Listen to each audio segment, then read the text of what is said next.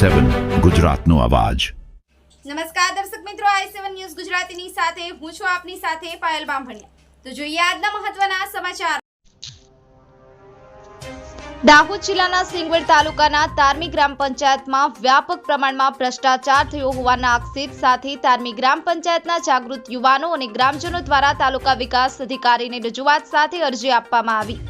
પ્રાપ્ત માહિતી અનુસાર દાહોદ જિલ્લાના સિંગવડ તાલુકામાં તારમી ગ્રામ પંચાયતમાં વ્યાપક પ્રમાણમાં ભ્રષ્ટાચાર થયો હોવાના આક્ષેપ સાથે તારમી ગ્રામ પંચાયતમાં જાગૃત યુવાનો અને ગ્રામજનો દ્વારા તાલુકા વિકાસ અધિકારીને રજૂઆત કરી અરજી આપવામાં આવી હતી, જેમાં 35 વર્ષથી એકહથ્થુ શાસન હોવાથી સરપંચ પોતાની મનમાની કરી ઓન રેકોર્ડ કામો બોલાવ્યા તેવા આક્ષેપ સાથે 16 મુદ્દાના સમાવેશ કરી રજૂઆત કરવામાં આવી। રોડ રસ્તાની હાલત ખરાબ, પંચાયત મકાન ખંડેર, પંચાયત ઘર પર નહીં પણ સભ્યોને પૂછ્યા વગર પોતાના ઘરે ભારોભાર પતાવી દેવામાં આવે છે।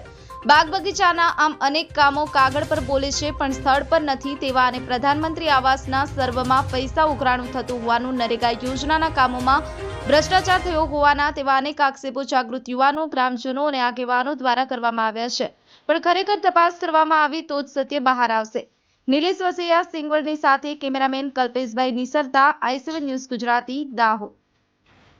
મારું નામ પિયુષ કુમાર હટેલા છે। હું ગામ તારમીનો યુવાન છું। અમે અમારી આજે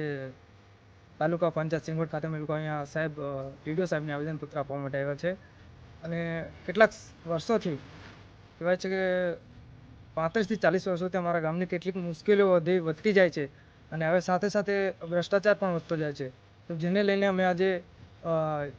4 યુવા મિત્રો સાથે આજે તાલુકા પંચાયત ઓફિસ પર આવ્યો છે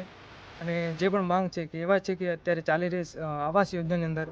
જે સર્વે એની અંદર ગરીબો જોડેથી પૈસા લેવામાં આવે છે અને સાથે સાથે જે GRS છે સાથે જેમની આ સિસ્ટમ છે એમના દ્વારા ગરીબો જોડેથી પૈસા લેવામાં આવે છે। અને બીજી મુદ્દાની બાબતો એ છે કે પૂર્વાંતર 5 વર્ષ દરમિયાન જ્યારે જિલ્લા સભ્ય, તાલુકા સભ્ય અને પંચાયત સભ્ય મારા ગામની અંદર એક ગામના હોવા છતાં પણ ગામનો વિકાસ નહીં પણ એમના પોતાના ઘરનો ડેવલપમેન્ટ થયું છે, તો અમારો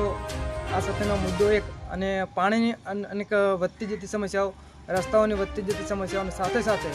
સ્કૂલોની અંદર માધ્યમિક શાળા તથા પ્રાથમિક શાળાની અંદર કહેવાય છે કે છોકરાઓ ખૂબ જ મહેનત કરે છે